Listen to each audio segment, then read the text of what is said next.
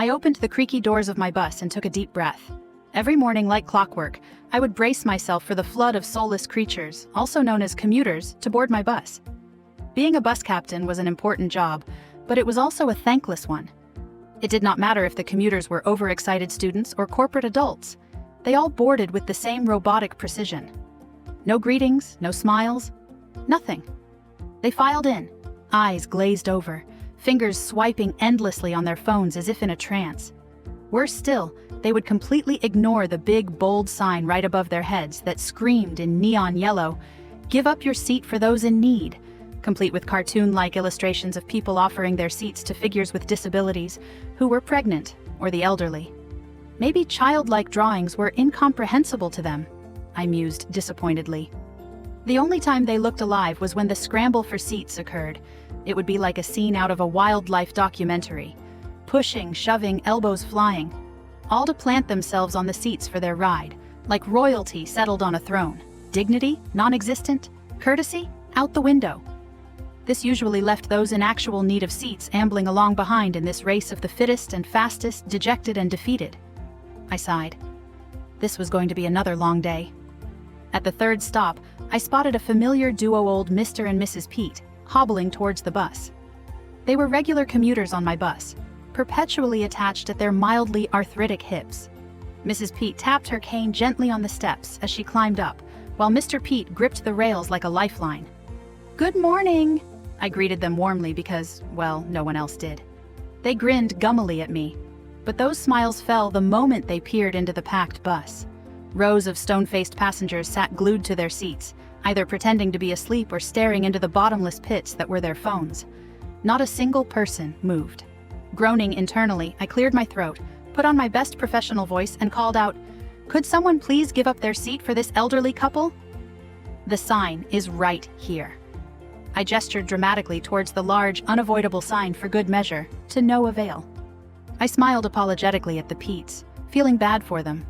"I'll drive slower," I offered meekly. "Please hold on tight."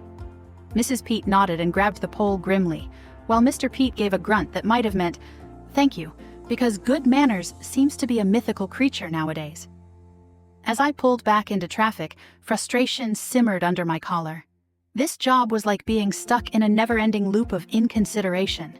Day in, day out, I ferried people across the city, and not once did I feel like anyone had a moment to show each other, especially those in need, some care or courtesy. Just as I was about to let out a long-suffering sigh, a small voice piped up from the back of the bus. Excuse me?"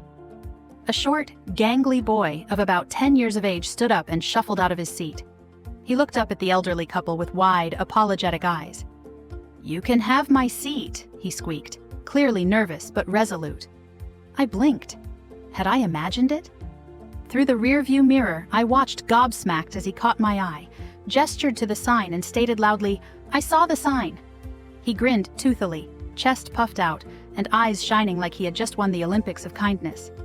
Then, with surprising authority, he elbowed and jostled at his friend who was seated next to him, and gestured pointedly towards the sign. His friend, who looked like he was a perpetual grumpy face, rolled his eyes and groaned, but eventually acquiesced and stood up too. Mr. and Mrs. Pete were stunned into a moment of silence before their faces broke into warm smiles. "Why, thank you, young man," Mrs. Pete beamed, easing into the seat with a relieved sigh. Mr. Pete gave a small salute to the boys before plopping down beside her. I felt something crack open in my chest, like the first sunbeam after days of gray skies.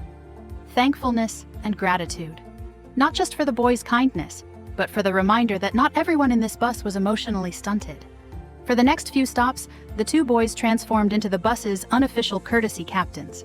They stood with their arms crossed, scanning the crowd like pint-sized security guards. If anyone ignored a pregnant lady or an elderly uncle, they nudged them, gesticulating furiously at the sign and whispering commands that made them zoom out of their seats at alarming speed. It was both gratifying and mildly terrifying. One teenage student who refused to budge was subjected to a full 5 minutes of guilt-laced glares and increasingly exaggerated pointing to the sign until she relented. I nearly cried from how thankful I felt towards them. Thankfulness and gratitude bloomed in my heart at the scene that unfolded. I felt thankful not just for the boys' act, but for the chain reaction it set off. I could see Mr. and Mrs. Pete able to enjoy their ride, and the mood of the bus even felt lighter. Kindness was a communal effort, and I was thankful that the boys took the first step in demonstrating that. As the boys continued their seat patrol, I drove around town with a silly grin upon my face. I knew that the good mood would not last forever. Tomorrow, people would probably go back to being their usual self-absorbed selves.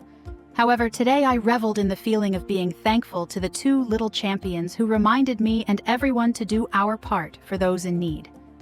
Perhaps, I thought hopefully, just maybe, the next time someone saw that yellow sign, they would remember the brave little boy who said, "I saw the sign," and chose to act.